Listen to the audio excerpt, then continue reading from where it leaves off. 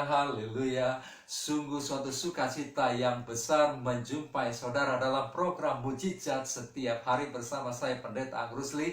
Dan doa saya menyertai saudara, biarlah saudara hidup dalam kesehatan, dilindungi, dijaga, dan diberkati, dan mengalami terobosan-terobosan dalam kehidupan saudara lewat iman saudara. Saudara sekalian yang saya kasih dalam Tuhan, saya akan melanjutkan pelajaran tentang mengapa iman itu penting. Ternyata hari ini kita sudah episode yang kelima di dalam pelajaran kita. Ya, kita masuk ke dalam bagian yang kelima. Nah, kenapa iman itu penting? Yang pertama, tanpa iman kita tidak mungkin bisa diselamatkan, karena keselamatan hanya bisa kita terima dengan iman. Dan yang kedua, kenapa iman itu penting? Karena kita tidak bisa hidup sebagai orang percaya tanpa iman, karena orang percaya hidup oleh iman, dan gaya hidup orang percaya adalah iman percaya.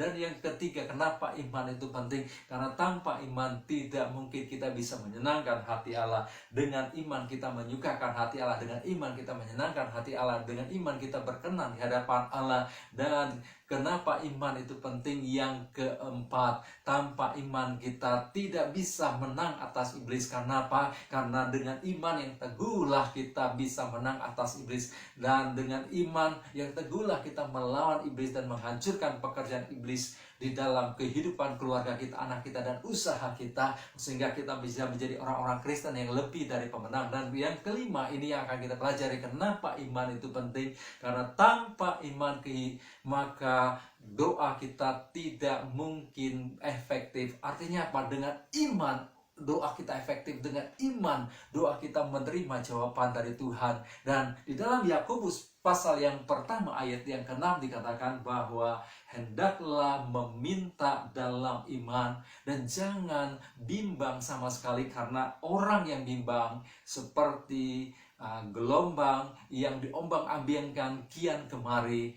Dan di ayat yang ke-7 menariknya dikatakan bahwa orang yang bimbang tidak akan menerima sesuatu dari Allah. Berarti apa? Ketika kita berdoa, kita harus yakin. Ketika kita berdoa, kita harus percaya bahwa Tuhan sudah mendengar doa kita, Tuhan sudah menjawab doa kita, maka kita akan menerima jawaban daripada Tuhan. Di dalam Matius pasal 21 ayat 22 lebih ditegaskan lagi bahwa ketika kita meminta apa saja yang kita minta di dalam doa, ya dengan penuh keyakinan, maka kita akan menerimanya. Artinya apa? Ketika kita berdoa, kita harus penuh dengan keyakinan, bukan dengan penuh kebimbangan, bukan penuh dengan keraguan, bukan dengan penuh kecemasan, ketakutan, dan kekhawatiran, tetapi penuh dengan keyakinan bahwa apa yang kita doakan, bahwa Tuhan akan jawab. Maka saudara akan menerima jawaban daripada Tuhan. Hari ini, mari kita berdoa penuh dengan keyakinan. Yakin bahwa apa yang kita doakan sesuai dengan kehendak Allah.